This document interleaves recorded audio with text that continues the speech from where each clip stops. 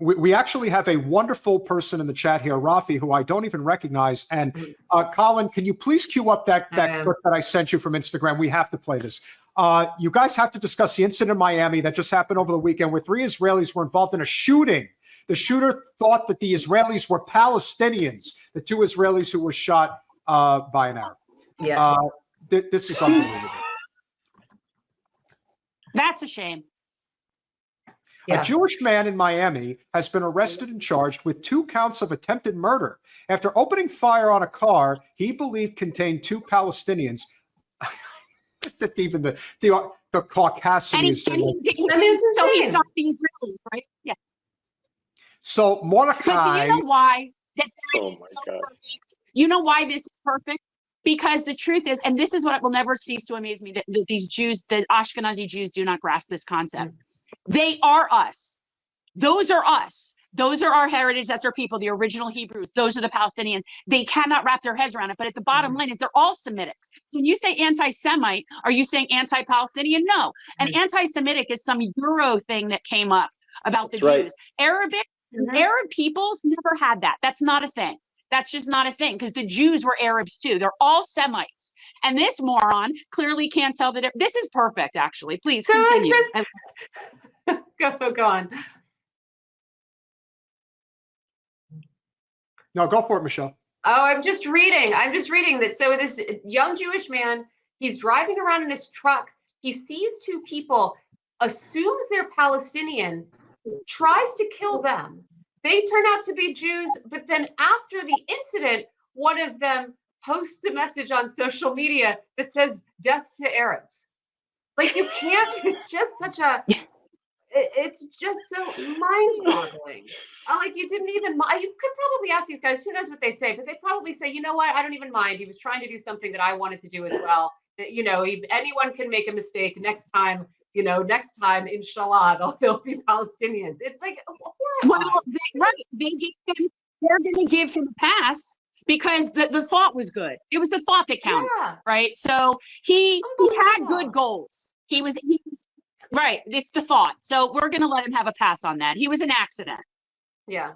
I mean, I trust that the Miami police is not going to feel the same way. But like, it does reveal just an insane. I don't know, but I don't trust anything about Miami. So I wouldn't trust anything about Miami. That is the most banana republic place. You can't even. There's no words. He fired 17 times. This is great. 17. An extended magazine on a 9mm holds 17. He emptied the entire. He unloaded the clip. He unloaded the clip. But you want to talk about privilege, but this is dangerous privilege. The only reason why Brofman unloaded the clip is, I mean, I don't want to make any assumptions here, but let's just say he may be connected to the Mossad. He may very well know that he's bulletproof. You know, Lethal Weapon 2 was a great movie back in the day. That's what you go to? I go to that. Thought, like, that's what you like. Seriously, I'm just curious. The reason I go to Lethal Weapon 2 and I use that as a reference point is because the story that was told, which was before the fall of apartheid in South Africa, was this idea that whether it was because of the drug trafficking or because of their standing within society at the time, because of the rich minerals that are in South Africa, the diplomats, if you will, that represented South Africa basically said, we're untouchable. You can't do anything to us. In fact, we're not only going to traffic in drugs, but we will kill people that get in our way. And there is nothing you could do about it. He's got immunity, diplomatic immunity, can't be touched. Well, this guy unloads a clip because he's Israeli or he's part of the Mossad in some connection and basically says, well, they can't do anything to me. I'm untouchable. That's why we have to deal with. It's funny that you think it was that. It's funny that you think it was this thought of entitlement. I was just thinking it's complete incompetence.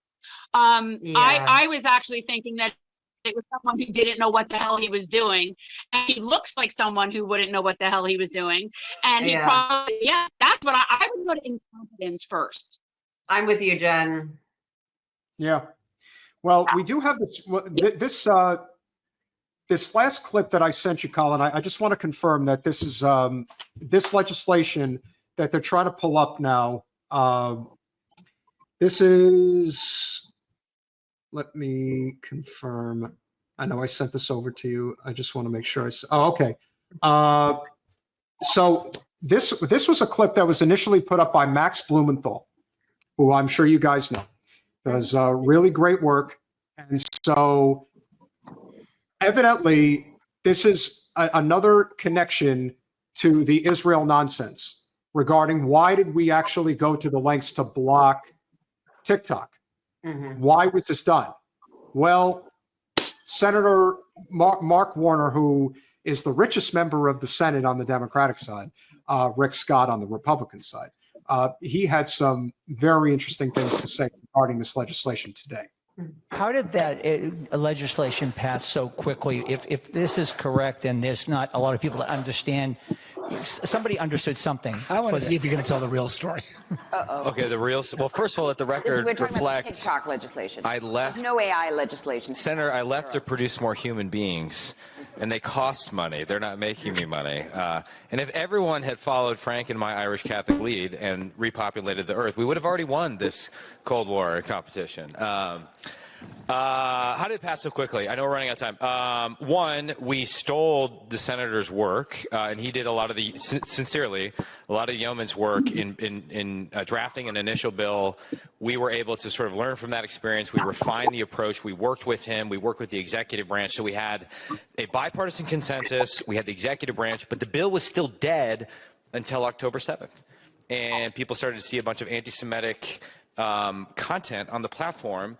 And our bill had legs again. And then there was a huge miscalculation by TikTok. When it became apparent that we were going to pass it out of committee, they forced sort of a pop-up on the app that allowed people to call their members of Congress. And kids were calling into their members of Congress during school hours threatening to commit suicide if TikTok went away. And for those of us who are concerned about the use of this platform for propaganda purposes or brainwashing, it sort of proved the point in the moment, and suddenly the bill passed. So it was the threat of espionage, the threat of propaganda, the good work of Senator Warner, and a few other players that all conspired. And he got it out of a committee that is the most diverse in the House, from left to right, 50-0 after a classified. Yeah, that was he did a, it was.